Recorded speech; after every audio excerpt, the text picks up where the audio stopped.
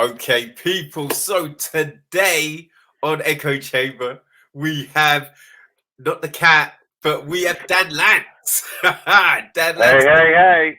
We're talking about Dan's new film, Alpha Rift. And Alpha Rift, there it is. and all the other stuff Dan has been doing. You know what I mean? So Yes. Dan literally just watched it. You know what I mean? And yeah, so I read the press kit, the statement, and everything like that. So how's it feel first out the gate to finally have this thing done? Right? It sounds like it was 20 years in the making. You Yes. conceived the idea in 2011, and no, that's not 20 years. No, 1995, 96. 19, yeah. I Yeah, the was really first like, no. idea, originally I had this idea. The simplest thing really was what if Batman was real in the real world? And that made me realize he'd be, and then that started this, idea of flow, which eventually became a guy who has a comic book shop and loves comics so much he wants to be a character in the comic book. And so that was the original idea. We wrote it, the screenplay, run a few screenplay contests, and it was really a big dream to make. But unfortunately, that's an expensive movie to make. So it kind of sat on the shelf for a very, very long time. And about every 5 years, I'd bring it out and rewrite it. Things like answering machines were in the original draft, which are not there anymore. And then it got more modern, and I had beepers, right? And then I rewrote it again, and then we had cell phones without, and then it became smartphones. So it evolved every couple of years, and then finally I've been making other movies, smaller movies, action, but they had an action element in them. And Yeah. then the movie before this one, the whole third act was really an action comedy. And I was like, yeah, I want to do the whole movie like that. So the opportunity, in the meantime, superhero movies became very popular. I mean, they're incredibly popular now. And on top of that, but my idea about comic books and a comic book shop by now is kind of a passe idea, because you got movies like Kick Ass and Super Bad. No, not Super Bad. No, Super. super. Yeah, super. Right. Yeah. And so the idea of a guy wanting to be a superhero kind of was a cliche idea by then. So I was like, this is good, but it's not fresh. And then I went to PAX with my kids, who are, of course, teenagers. They're not babies. And we were just hanging out doing our thing. And I assume this audience knows what PAX is. But there's a huge tabletop component at PAX. And for me personally, I was more into the tabletop gaming than the video gaming part, and I just loved it. And then I wasn't alone. I realized, wow, a lot of people love tabletop, and it's actually on its way back in a big surge. So I was like, that's it. This is my hook. It's the story about a guy who owns a game store, and how people, game stores are now a thing where people love to go to stores just to play the games, to be around other humans. So I was like, that's it. That's my hero. That's his story. That's his hook. And so one of the games he plays is a game based on the legend that's been around in his life forever. And slowly but surely, you find out that the legend is real. And the reason why he plays that game all the time is because his parents have been grooming him to learn everything possible about the legend, because he's actually in it. So when it comes time for him to take on the mantle, he knows and he's prepared. And as a kid, he's taking fencing lessons and martial arts and stuff, because his parents make him do it, and he doesn't know why. And then all of a sudden, 20 years later, it all makes sense. So Yeah, so how quickly, once you went to PAX, right? How quickly did this story kind of coalesce? You just think, oh no, this is the story now. almost instantaneously, like the minute, because it's been my quote baby for years, and I've been wanting to make it happen. And it also coincided with, I just finished Blood Runners, which is the movie starring Ice-T, and we just put it out, and we're like, what are we gonna do next? And I was like, well, I have the script I've been working on for 20 years. And so I did a couple drafts. I was working on drafts of that script at the time, and it just, we were making it. It just was like missing something. It didn't feel. Yeah. It felt cliche, because it's the idea of someone wanting to be a superhero or loving it's now. I mean, I've seen it dozens of times. I think there's dozens of shows and movies where the lead character loves comic books and wants to be a hero. So I was just like, I want to make this movie, but I just don't. It doesn't feel fresh.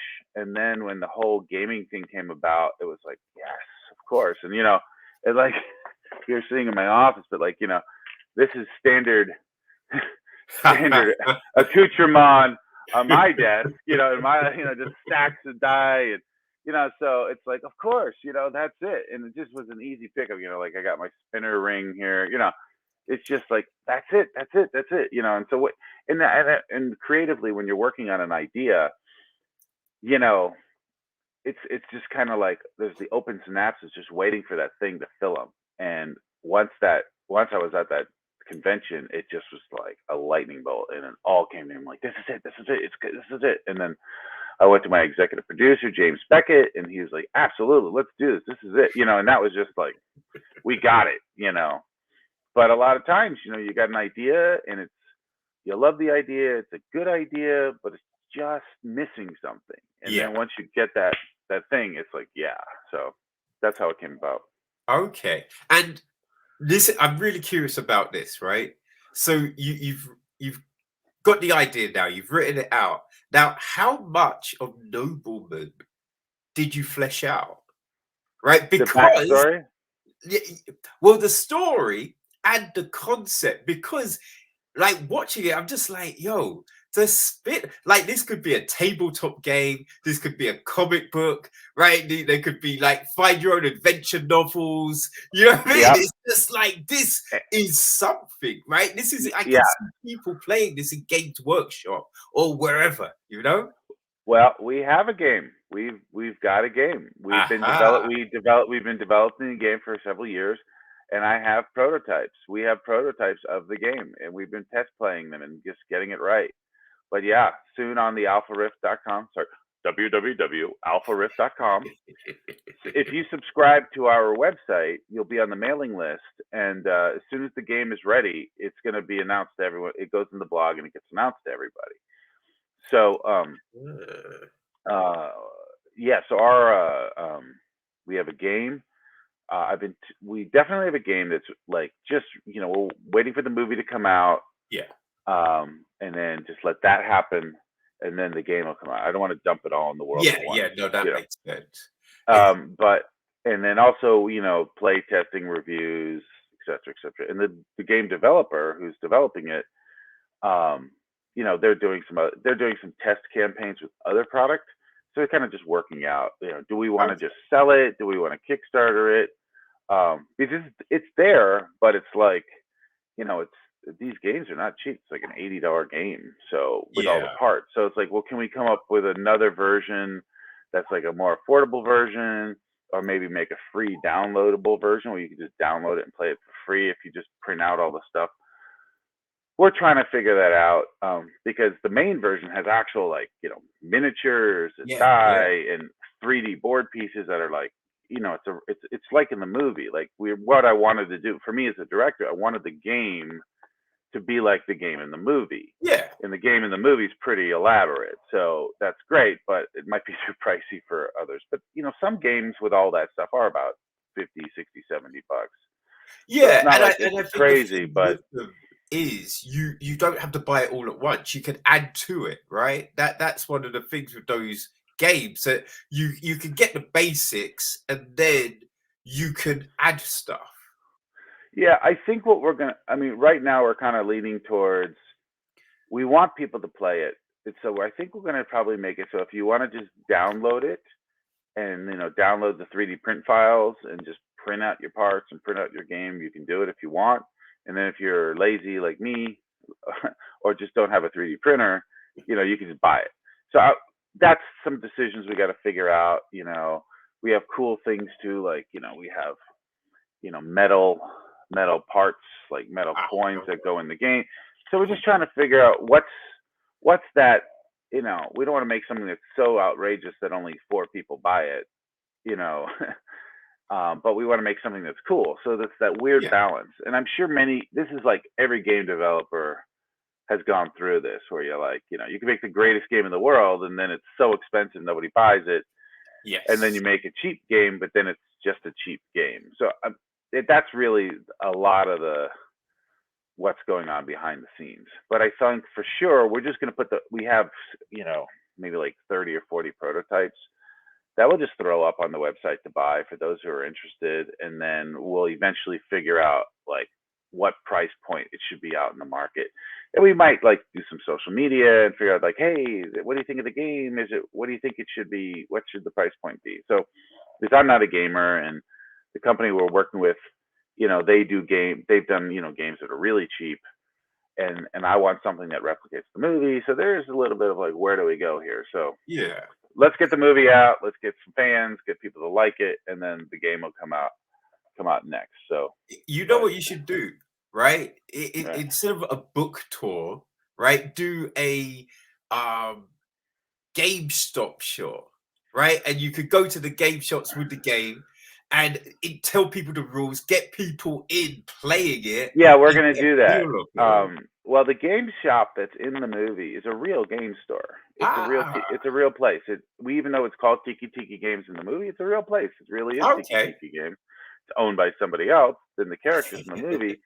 But at PAX Unplugged, they're gonna have a booth, and we'll be there, making Cool. appearances, giving out swag. So there is going to be that crossover, and we probably bring some prototypes to the convention at PAX Unplugged for people to play, because it's in Philadelphia, right where we're at, where we made the movie. So for us to go to PAX Unplugged is pretty straightforward and easy. So Uh, that's cool, man. Yeah, yeah, I used to yeah, I used to do that as a kid, get all the little metal figures, paint them, and yeah, just all of that. I love being the games master, creating the adventures. That yeah. was So very here, fun. like there you go. So here's like a prototype, right? But the price point for that, is a little much. I think people are going to have to pay, mortgage their house to have a game with these in it. So we're just trying to figure it out, But anyway, but yeah, so the movie's coming out. Well, it's out in the UK now. You Yeah, can watch it on demand, video, theaters, and it's coming out in America on the 19th. So tomorrow, we're very excited. splendid, splendid. And like, what was the reaction in your screenings and everything like that? You know? People like it. I mean, it's just a fun time. It's a fun, I think we just a review just came in that was probably the most accurate description of what I was setting out to do. I don't want to. I have to quote it exactly. Don't want to quote it directly, but it's something Well, like a fun time, for everyone, a fun time everyone can enjoy, and that's what it is. It's a fun, enjoyable movie. You can sit around at Thanksgiving or Christmas and just hang out with the kids will like it, your parents will like it. I mean, it's essentially a Marvel movie without the Marvel budget, is all it is. So it's those kind of characters, that kind of fun. I would say, Ant-Man comedy combined with, Wonder Woman shields and sword action. So like it when I was watching it, it brought me back to the 80s, right? It had that kind of Willow, you know what I mean? That Dungeons and Dragons, you know what I mean? That it's an evocative movie, and Marty Princess Bride, McFly. yeah, Flash Gordon, and like it Yeah, just kind of had those essences in it. It reminded me of that. It brought me back to my childhood when I was watching this. It just had that innocence about it. You know what I mean? Like it yeah, wasn't offensive. It was just an enjoyable adventure. yeah. I do think over the last several decades, movies have gotten meaner and meaner, and and there's nothing wrong with that. I mean, I love a good Breaking Bad as much as anybody else, but I do think what there's a lot to be said for just a fun time, and you don't need to have horrible things happening. You can still find drama and entertainment and something that's not so dark. Now, there's evil in this, and there's death and stuff. It's not like it's a jolly good time, but the point is the tone is I want you to have fun and leave it with a smile on your face. And so far, that's been working. and there's nothing wrong with that. Ted No. Lasso seems to be doing just fine as a nice thing. So there's a place in the world for happiness and nice stuff and fun, entertaining things. So yeah. Well, yeah, because I think because I think it's that thing, right? So it's as the technology improved, people wanted to make things that felt like real life. And so Hmm. you started getting grittier and all of that. So you lost things like, the Dungeons and Dragons cartoon and things like that. But there's still a place for that. There's still a place for the innocent fun, right? We can have both. It doesn't have to be one or the other.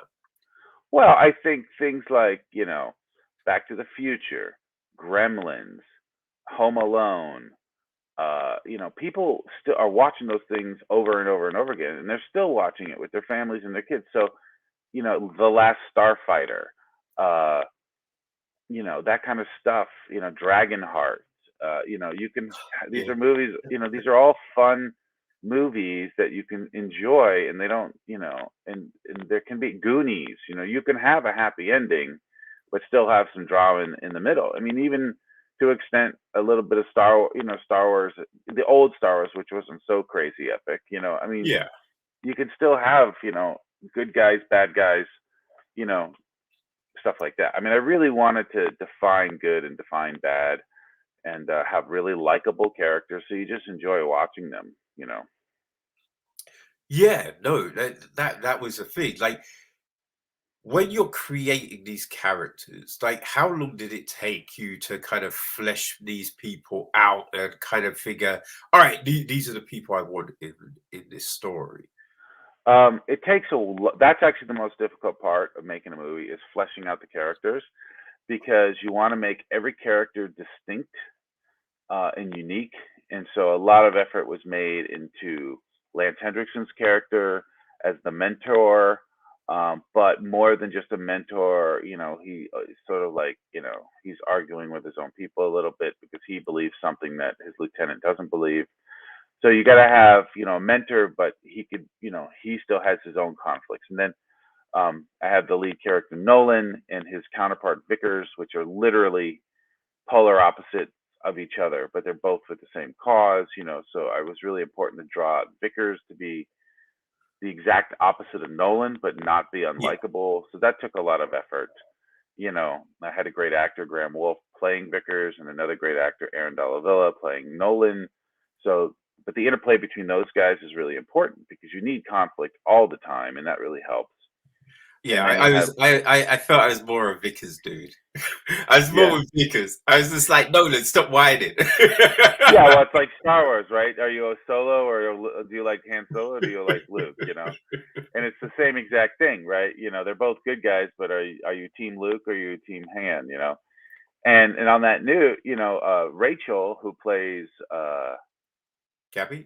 Gabby, I wanted her to be, the voice of reason behind Nolan, and you usually don't have that. Usually, you have the sidekick who's just agreeing with the lead, or you have the girlfriend who does nothing more than fawn.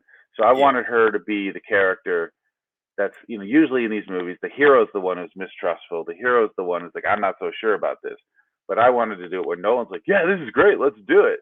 And then she's the voice of reason, thinking, whoa, it's just, I like the dynamic that, the sidekick is actually the one who's, this brains, the heart, the voice of reason, holding back the hero from doing stupid stuff. And the hero, because usually it's always anti-heroes, right? I don't want to do this. I don't want to be a hero. This isn't for me. And I wanted the exact opposite. He wants to do it, but he doesn't realize it's more intense.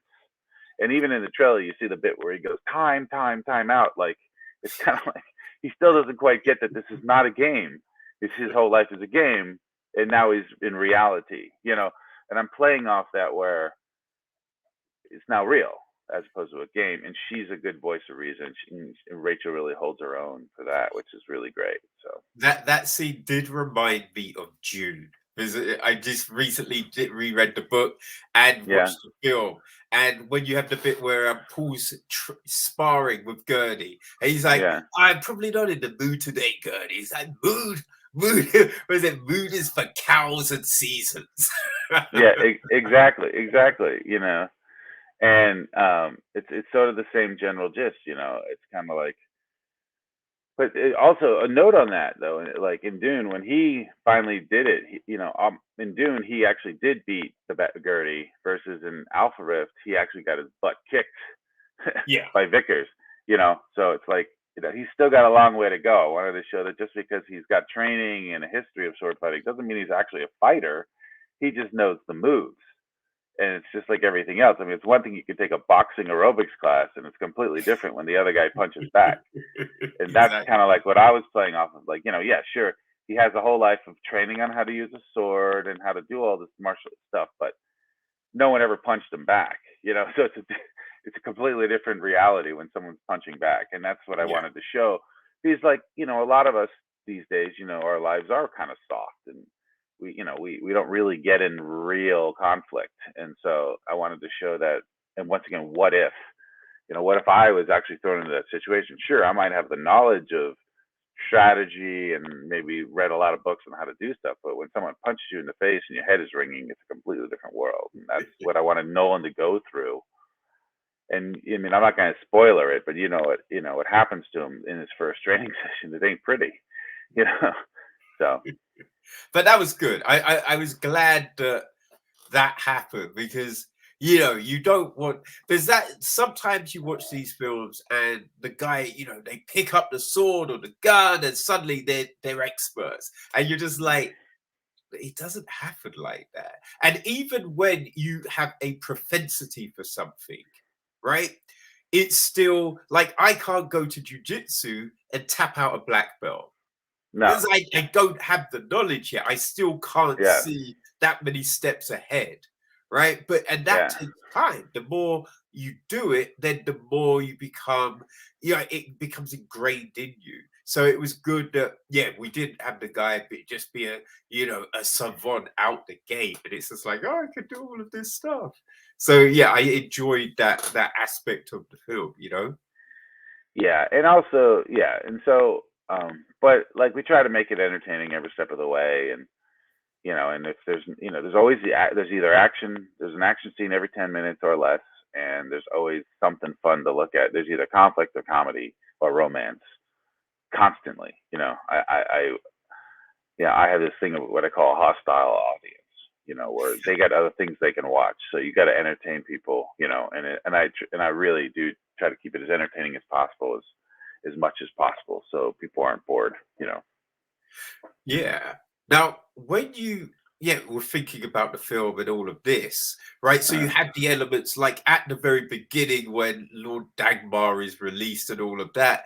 Like, yeah, how did you like were there different ways in which you were like, oh, how are we going to show this on the screen before you fell on what you did? yeah, that was an interesting evolution. We wanted to have the helmet tied into the cage, and like the helmet is like the magic. Okay, I'm not a big fan of when someone in a superhero movie where all of a sudden they get something and then they have every power known to man. Yeah. I mean, even though there hasn't been a good Green Lantern movie made yet, but Yeah. Green Lantern is like he's got his ring in his lantern, and that's all he's got, and everything comes from those two things. And the Yeah. same thing is like there's not a lot of magic, and what little there is, it's all encased in the helmet. So it was important. You know what? I got it right here. Oh. Hold on. I got one of them anyway. We have several of them. Oh, nice. Yeah, we have several of them, um, But it's four, but like right? these, yeah, there's four, but from a production standpoint, there's a lot more.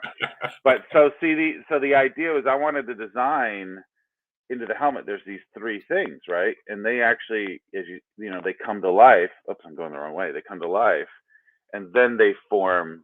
Yeah, I actually got one of these too. Sorry, the cage Yeah. for the soul. And so the idea is all the magic comes from the helmet. and the helmet's powered by the person. So there's like a logic to it, where the magical helmets were made in the past by the sorcerers. The magical helmet has the power to capture someone, open an alpha, and then capture the soul in a cage. And then, of course, we have crystals and stuff that encase it all.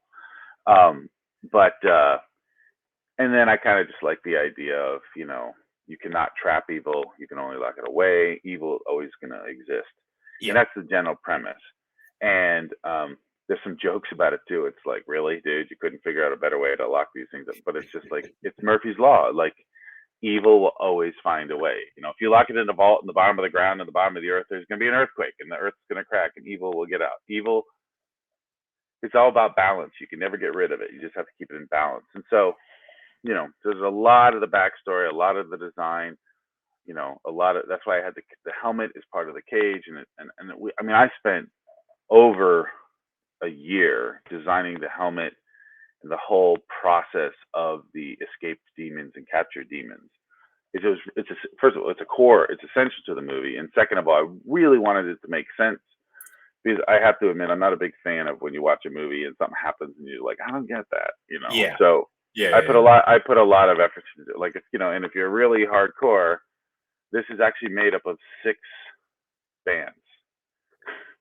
3 from the right, 3 from the right, 3 from the left. There's actually 6 strands that form this. So it's like everything's thought through. Everything's thought through to a ridiculous level. Just nice. So it all works and makes sense. So.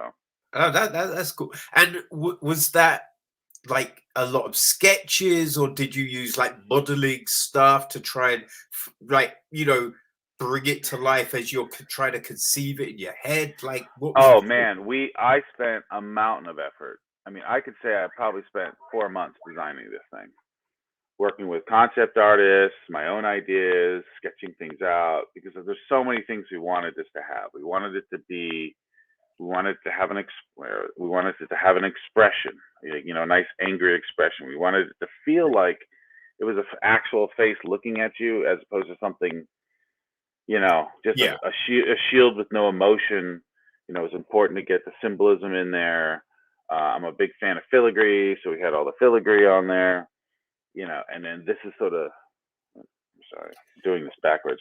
So this is like all the mechanics of how it works, this is all the magic of it, and there were some other things that were really deep cuts that kind of were a little too much for the movie, maybe in the sequel, but we were going to show how like the helmet actually like connects to the head, like by a needle or something, and the human body powers it. But I thought that's a little much.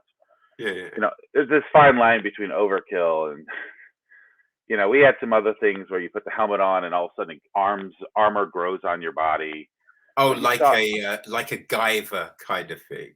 Yeah, but I saw it in the movie. Well, there's Guyver, and I also saw it in Lost in Space. So I've seen it before, and then and then Iron Man does, and and then of course Iron Man does it. So I was like, it's been done before. So I'm trying to keep.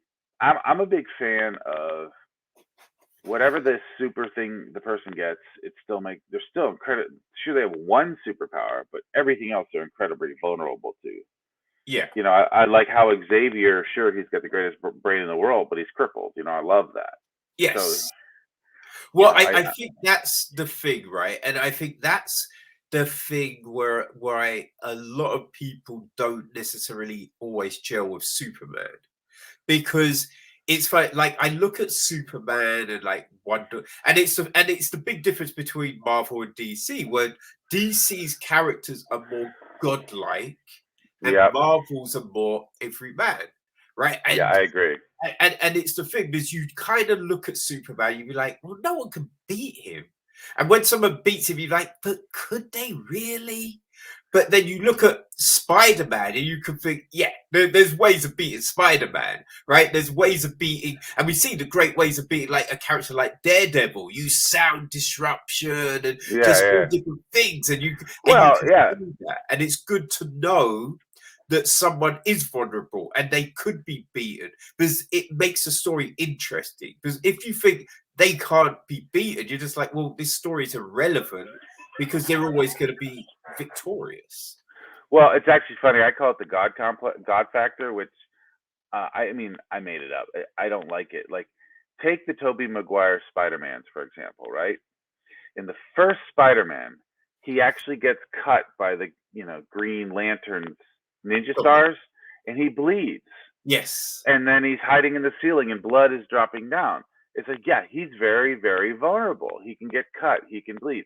And then you take the Tobey Maguire, the last one, the number 3, and he's getting smashed through buildings and he's getting beat to crap and he doesn't even bleed. It's like, what happened? Originally, Oh, you yeah. connected with him because he could still get cut by a simple blade and bleed, and then all of a sudden they're invincible. So it's really important to me that our heroes are incredibly vulnerable, and just have a little bit of an advantage, and they're using that one advantage, but they can still feel pain, they can still get hurt, they can still get their butt kicked, and that's important. Yeah. That was the thing that I loved about the Marvel Netflix stuff, right? Yeah, Because all the stuff on terrestrial TV, it's like one and done, and it just made no sense. But then on uh, the Marvel ones, you just saw Matt get beat up one episode, and the next episode, the bruises are still there. He's limping, and yeah, sometimes it would be the rest of the season he's fucked, and you'd be like, "Oh, that's so great," because we see the collateral damage of these incidents, yeah. The right? They don't Arrowverse, the Arrowverse heal. is really good too, though. I mean, I'm a Yeah, big fan of the Arrowverse. I mean, Flash, Arrow. I mean, even Legends of Tomorrow, I love that stuff because they're all, they got somewhat of a, magic and powers, but they're all very vulnerable. I love that. yeah, yeah. I've heard that stuff is all very good. There's so much. I can only watch so much, man. Yeah. Well, it's interesting you say it because that's another thing when we made this, I'd say the biggest challenge of doing this is, I mean, I knew what I wanted to do, but when you actually execute it and tell a story, you got to be careful, like not to do something that somebody else did. So Yes. I'm really like this whole endeavor was like almost like an obstacle course of avoiding everybody else's IP. So what I have is 100% original. I mean, Yeah. its source is the Arthurian legend, but so are all the others, Yeah. for the most part. So it's not like it's original, but I'm saying is I'm avoiding the thing, no glowing light swords, no stretchy super suits, no, like I mean, I don't. There's very few superheroes that have metal, um, in their costume. So, no, I don't think there's, now they're starting to do some carbon fiber and stuff, but when I developed this, I didn't see very much of it. So, like, I'm even trying Yeah. to make every part of this a little different than what anyone else has seen. So, it's tough though, man. It is tough because everybody's doing a superhero thing now. So you're trying to, Yeah.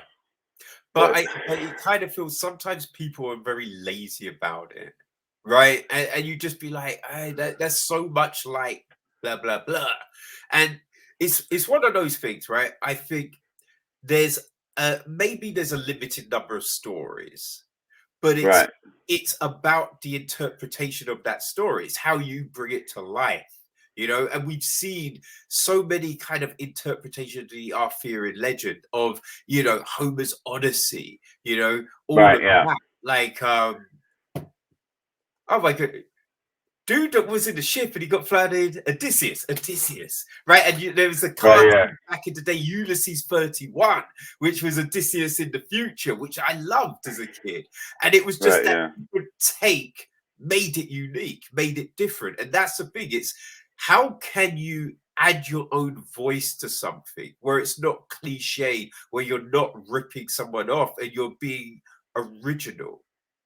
It's hard. It's very, very hard. But I mean, yeah, it's really hard, and occasionally there's a few little things here and there that somebody might try to do that we're like, oh, we did that first, you know. But as the most part, we seem to be, we've gotten lucky and no one's like come out with the same thing since Yeah. we started production on this a couple of years ago, and then COVID, of course, just we lost an entire year in the middle of it. So, it's a long time before your original idea comes out, and all of a sudden someone has like the same, something very similar, Yeah. And we've been so fortunately, we've been lucky for the most part. Um, every once in a while something comes out, and I hold my breath. When the Kid Who Would Be King came out, I'm like, oh no, but it's so different. It's okay. So like every once in a while something comes out that sort of like, it's like, oh, this isn't there was Artemis Fowl that came out, and there was a lot of that, like, your father is a thing and you're part of Yeah, a thing yeah, you didn't know you were part of. And I was like, oh no, but then Artemis Fowl was completely different than this. So there are people, things do come out that are sort of similar themes, but fortunately they're different, and we have our own thing, and thank you for that. So far we're like, something cool and original, and and as I say, just to the people watching this, watch it. Be one of the first to see it, and then you can tell everyone I saw it when no one heard of it. Be the first. That's what I say. And by the yeah. time this podcast comes out, it'll be out everywhere. And Oh, for sure, for sure. And like when you are conceiving this, right? And mhm, you mentioned a bit about it with the helmets and the connectivity and all of that. It's like, how much do you think, all right, we'll leave that to the next one, or this one, no, this has to be in this one, because there's that leave it to the next one, and maybe the next one doesn't happen. So it's just like, how do you like work around that and kind of envision, like, okay, I want to do more of these, so I want to leave stuff. I don't want to throw everything at someone. I want people to be wanting this more, and these little breadcrumbs lead right. to. But how much do I need to create a solid foundation? Well, actually, it's sort of one of my pet peeves is when people make a movie and they're like, "Where's the sequel? There's a sequel. There's a sequel," and they don't even assume the movie's going to be any good. So, I did not. This movie ends. This movie Yeah, has a beginning, a middle, and end, and it ends. And if there's no sequels, that's okay. This story is a complete standalone story you can watch by yourself. However, in the process of making the entire universe make sense, you could be a nobleman. There's the way it's designed that there's these bloodlines that go through time. Very Dan Brown. The Da Vinci Code kind of thing. So you don't know who is an heir to the nobleman. The all bloodline right, spread no, but throughout time. that, So you could do another story in this universe, yeah. and there's four magic helmets throughout 1700 years of history. So there's hundreds and hundreds of stories that can happen in this universe, and there are lots of fun ideas I have for that. And But you I and made you it a just point did that this say, story ends. So you could, but it's really important that this story ends and you enjoy the movie. And you're like, that was great. I'm glad I watched it. What's next? Not like, yeah, oh, what happens? I didn't do that. I made it a completely enjoyable movie that stands on its own. And if you never see another one, you will be satisfied. that's good. But I just want to make it clear, and everyone listening understands. Dan did just say, "I will be a nobleman." Right, so I'm the UK nobleman, people. Right, I want my spin-off, Dan. You just said it. Say that again. I don't. What was the thing No, that you like were like, I'm not allowed? you said you could be a nobleman. So Right. I'm taking that I'm going to be the UK nobleman, right? So Damn right. Yes, you that's my can. You thing. can be. You Yeah, don't know your bloodline. Well, here's the thing. There was a lot of things we floated around, little Puerto and Rico action. trust me, if we do a sequel, we got some great ideas where people who you would just think are regular Joes accidentally throw that helmet on, and then they're like, "Oh, whoa, we didn't know about you." There's a lot of funny things and entertaining storylines that we've come up with. We, obviously we want to expand it. Obviously we want to do more of these. Obviously we want to. I've already got a sequel written, Cool, cool. a complete sequel. There are breadcrumbs in the movie for a sequel, but if the sequel doesn't happen, you won't miss it. You know what I Yeah, mean? But if you like, the idea for the sequel is you'll be like, oh right, those are in the movie, but you will not like finish the movie and go, what's that all about? You won't do that. You'll be completely satisfied.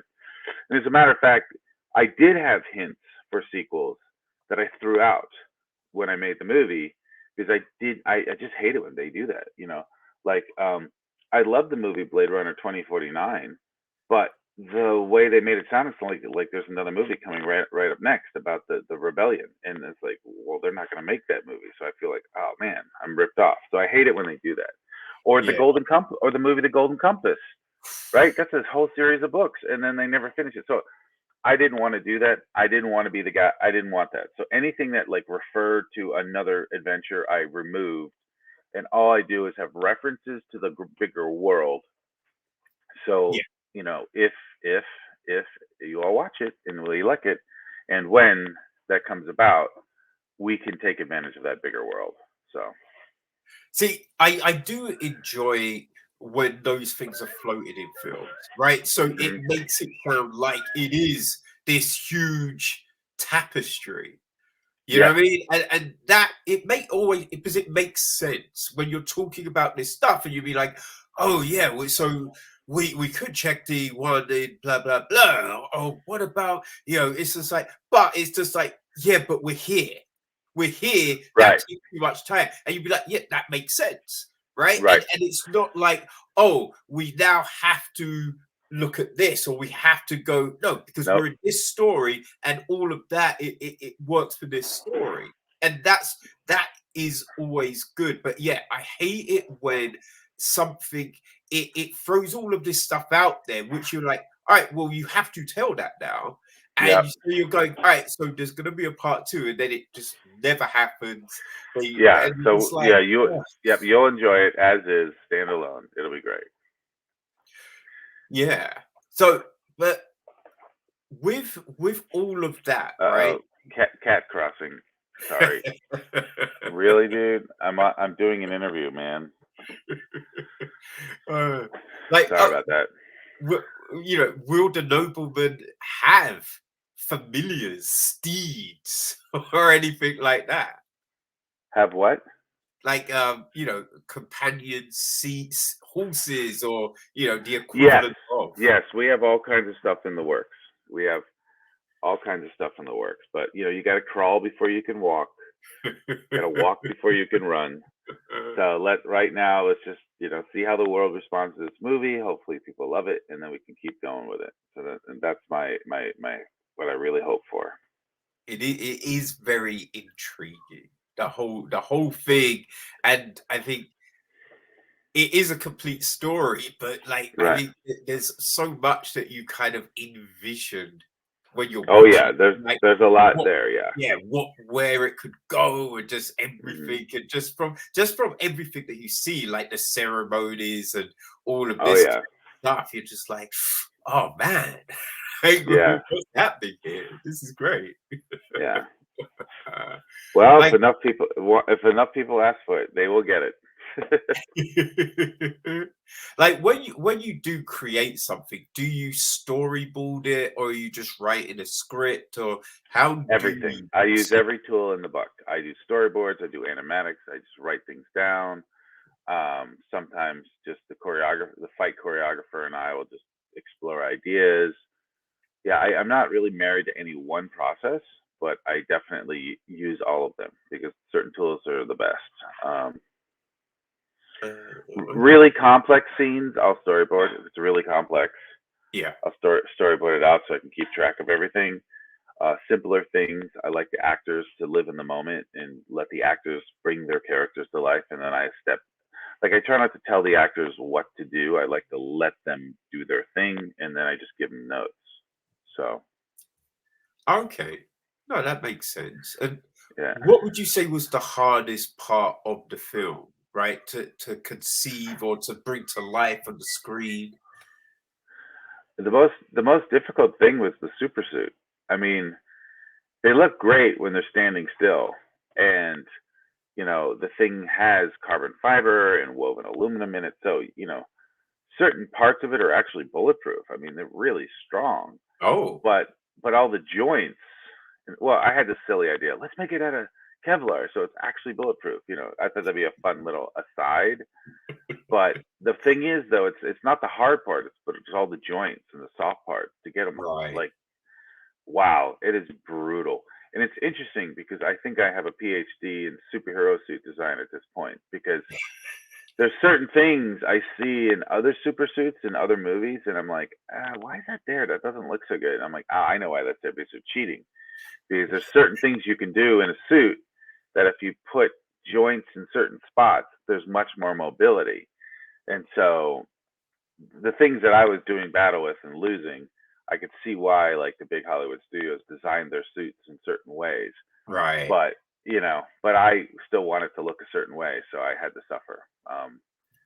But it's like pauldrons are they look great, but I don't see how Knights could have fought with those things, because real pauldrons are just like you lift your arm up and the thing like hits you in the face as because you got your neck guard. So if you lift up your hand, your neck guard like smashes you in the face when you're lifting Yeah, your neck that's guard. true. Yeah. So it's like I sometimes think when you go to the Tower of London and you look at these things, I'm like, I don't think they actually fought in these. I think they just wore them on horses and held a lance, because to like raise your arm up with a pauldron. I mean, it's so there's a lot of stuff where we were like, oh my god, this is brutal, And also, what is the back of it? Everyone's wearing a cape. I think the reason why they all wear capes is to hide what the back of the suit looks like. Just trying to figure Yeah, out there's what nothing. the back looks like is really hard. So there was a lot of things that you took, you've seen your whole life, or especially in comics, but then when you actually try to make armor work mechanically, you're just like, oh my god, this is so tough. So that was the hardest part. We were plowing through suits too, because the stuntmen were doing really heavy duty stunts, and these things are just like I said, we never got new armor plating. The same armor plating lasted the whole movie, but the soft parts had to be replaced dozens of times. So it was pretty wild. That's like I never thought of that. I Oh, mean, neither did I until we're on set, and the armor's like, and you got a piece of armor there and a piece of armor there and a big tear in the suit. You're like, yeah, it's interesting. Yeah. like, was there a lot of stuff that you kind of wrote, conceived, and be like, this is what we're doing, but then the budget, you realize, we can't do that, or this is Well, yeah, I actually, there, as you can see, there's a little bit of flashbacks to medieval times, but I wanted to burn a whole village and have horses. I wanted to have, the bad evil demons, plowing through a medieval town and just terrorizing the town, and instead we just have, flames in the foreground and a single surf going, So yeah, I mean, I really, and that's on my like bucket list, that I really would have loved to have more. Like, you hear horses, but you don't see horses. You hear the horses trotting by, but there's no actual horses. So yeah, I would have really have preferred to. Well, I would have loved to beef up the flashbacks and telling the backstory and the origins of the actual nobleman. That's one thing I really would love to have done, and that's definitely on the top of the list. We might even do a short film just to put on the website to supplement the movie with, something like that, because that's one thing I wish I had the budget for, but I didn't. So okay. I mean, could you tell that story as an animated piece or something like that? I could, and we actually have some things we're doing in the works. There is some animation stuff we're putting on. Yeah, we do want to supplement with a lot of, how they did Matrix. There's something Oh, for the there was a lot of little shorts, weren't they? They made those. Yeah. I want to kind of do something like that. But then Marvel also does the thing they did, Marvel One Shot, where Yes. they kind of So we definitely want to do some of that stuff, Okay, that's just fun. to help build out the world a little bit over the next year. So yeah, like I said, we'll get the movie out tomorrow, and then just over time we'll keep adding to it and expanding it, and and people will find an audience. We definitely want this brand to grow, and we want to turn it into something that's just a complete world, a complete brand with books, games, stories, short films. It's not just, the movie's a good launch pad, but we're going to keep building this and make something that actually fans will enjoy. And then, preferably it'll be, every day they click and get to see something interesting. So it's just a matter of time. No, that's great, man. And yeah, I think if you put the content out, people will find it and will enjoy it. Yeah, and it's just going to take time, patience, and eventually it'll find its legs and it'll find its audience. And I think it's going to be a nice little bit. Oh, for sure. Yeah, I mean, there's a lot of great things out there that are not, big Disney ink, monolith that people still enjoy quite a bit. So that's our plan. Hey, good stories are good stories. That's the Exactly. thing. Like, I think people worry about that too much. Like, but the big studios are making these things, and how can we compete? And it's just like, if the story is good, the story is good, right? And people will come to a good story. Like it took a little while for Dread to get that. Yeah, that's a People good one. That's a good example. I mean, about, obviously a different audience, but that's a great example of it. Yeah. yeah, and people are still talking about Dread now, right? Hmm. And so now I do believe we're gonna get the TV series spin-off, and they are talking about the sequel, right? And I think Yeah. that's because so many people are still talking about it. It sat with people because it's good. The story's great. You know what I mean? So yeah, Yeah. good stories are good stories, man. Yeah. Well, cool. No, yeah, no, I really appreciate you taking the time, because I know you're making a My movie at pleasure. the moment, Yeah. right? Yeah, I'm in production of a new movie, and yeah, I got to get going. I got barbarians at the gate with questions. So, but Well, thanks for having me. I really appreciate it. That's great. hey, no worries, man. And where can people follow all things Alpha Rift and just Dan Lantz in general, man? Just alpharift.com.